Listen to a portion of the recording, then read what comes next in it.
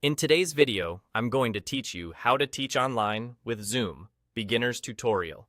Let's get you confident teaching online with a clean, professional screen share that keeps your class focused on exactly what you want them to see.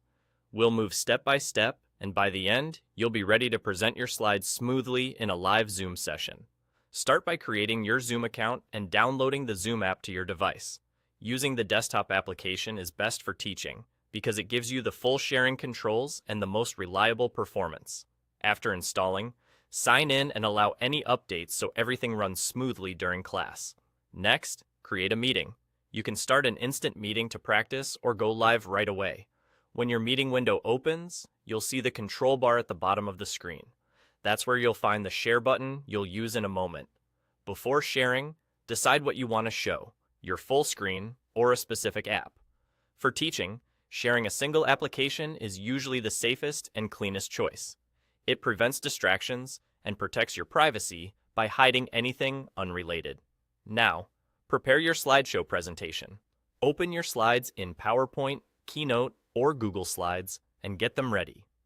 If your presentation software has a dedicated slideshow or play mode, use it so your slides are full screen. Close any unrelated tabs and silence notifications to keep the session distraction-free.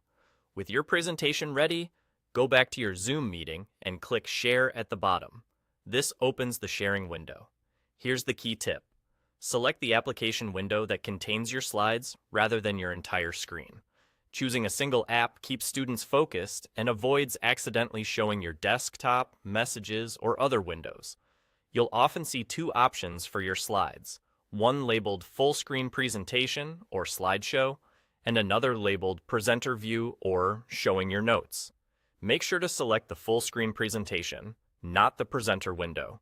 That way, your audience sees only the slides, not your notes or upcoming thumbnails. Once the sharing is live, look for a green outline around your slides and the small sharing toolbar at the top. Those confirm you're sharing correctly. Speak clearly, advance your slides with your keyboard or clicker, and keep your mouse movements minimal to maintain a polished look. If you need to reference something else, return to your meeting controls and adjust your share as needed so you always show only what supports your lesson. And that's it. Create your account, start a meeting, prepare your slides, click Share, choose the application window, and select the full screen presentation, not the presenter view. You're ready to teach online with Zoom confidently and professionally.